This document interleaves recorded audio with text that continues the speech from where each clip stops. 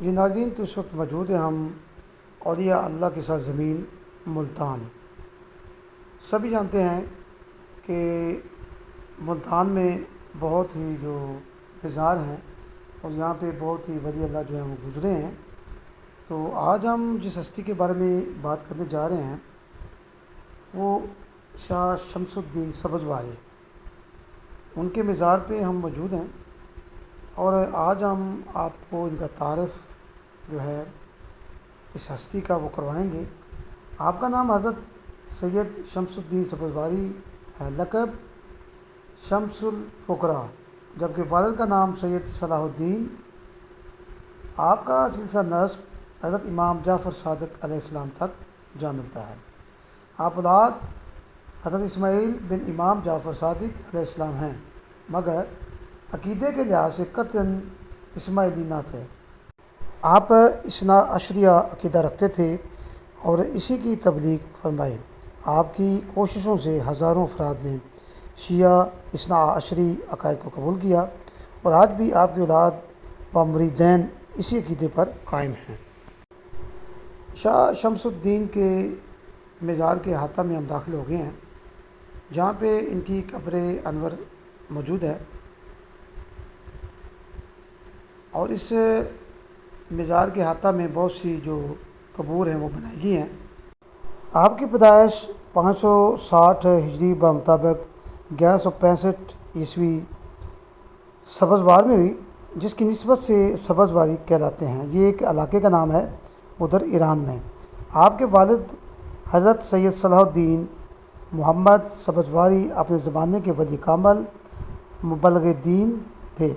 آپ کی والدہ ماجدہ کا اسم گرامی سیدہ فاطمہ تھا۔ آپ کی تعلیم و تربیت کی ذمہ داری آپ کے چچا حضرت سید عبدالہادی کے سپرد کی گئی۔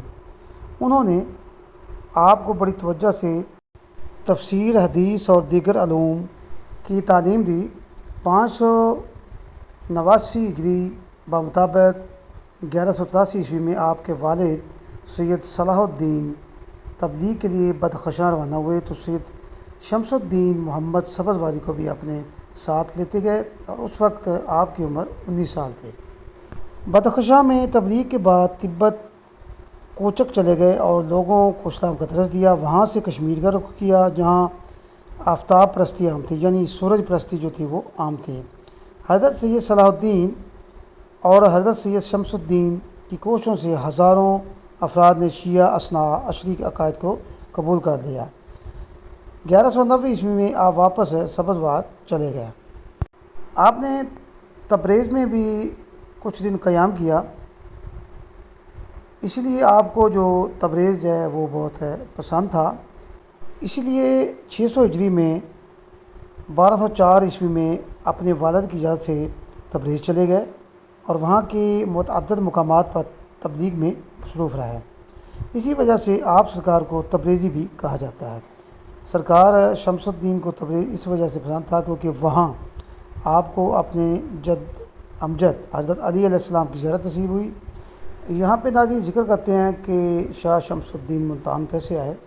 1256 میں تتاری حکمران ہلاکو خان نے خوارزم کی فتوحات کے دوران قلعہ الموت پر بھی لشکر کشی کی اور رکن الدین کو قتل کر دیا، جس کی وجہ سے اسماعیلی تبلیغ کی سرگرمیاں ختم ہو گئی، جبکہ 1258 میں خلافت عباسیہ تتاریوں کے ہاتھوں ختم ہوئے۔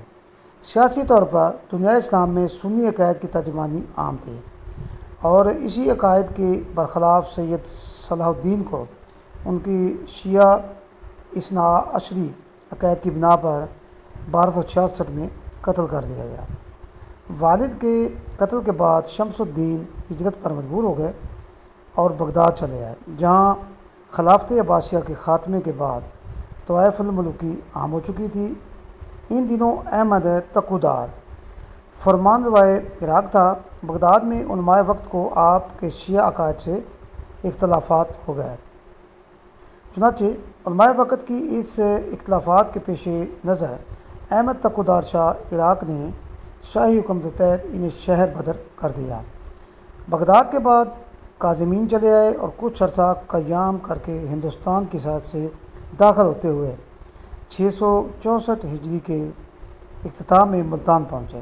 ملتان میں اسماعیلیوں کا اقتدار کئی برس تک رہا، اگرچہ جن دنوں حضرت سید شمس الدین ملتان ہے تب تک اسماعیلی حکومت ختم ہو چکی تھی، لیکن پھر بھی اعتقادی کشمکش باقی تھی۔ آپ کی کوششوں سے ہزاروں ہندو گھرانے شیعہ اثنا عشریہ اعتقاد کو قبول کرتے ہوئے مسلمان ہو گئے۔ اب بات کرتے ہیں شمس الدین کی وفات کی، تو آپ نے 114 سال کی عمر میں 28 صفر 674 ہجری بمطابق 3 مارچ 1276 کو ملتان میں وفات پائی۔ یہ دربار 1330 میں تعمیر کیا گیا، جو مربع نما ہے اور اس کی بلندی 30 فٹ ہے۔ وسط میں ایک بلند گنبد ہے جس پر سبز کاشی کارمزین کا کام کیا گیا ہے۔ یہ مزار دریا راوی کی پرانی گزرگاہ کے قریب قلعہ ملتان کے مشرق میں نصف میل کے فاصلے پر واقع ہے۔ امتداد زمانہ کے باعث دریا راوی اپنا مقام بدل گیا۔ یہ مزار کا علاقہ عام و خاص باغ کے نام سے بھی جانا جاتا ہے۔ 586 ہجری اور 1190 عیسوی میں سبزوار واپسی کے بعد نکاح کیا اور 2 فرزند پیدا ہوئے، جن کے نام سید نصیر الدین محمد اور سید علاء الدین احمد تھے۔ تو ناظرین، بطور مسلمان ہم سبھی پر اولیاء اللہ کی تعظیم اور ان کا تقدس اور ان کی جو عزت ہے وہ کرنا ہم سب پر لازم ہے۔ تو ناظرین، اس معلوماتی دلچسپ اور تاریخی ویڈیو کے ساتھ ہماری ٹیم کو اجازت دیجیے۔ اللہ تعالیٰ آپ کا حامی و ناصر۔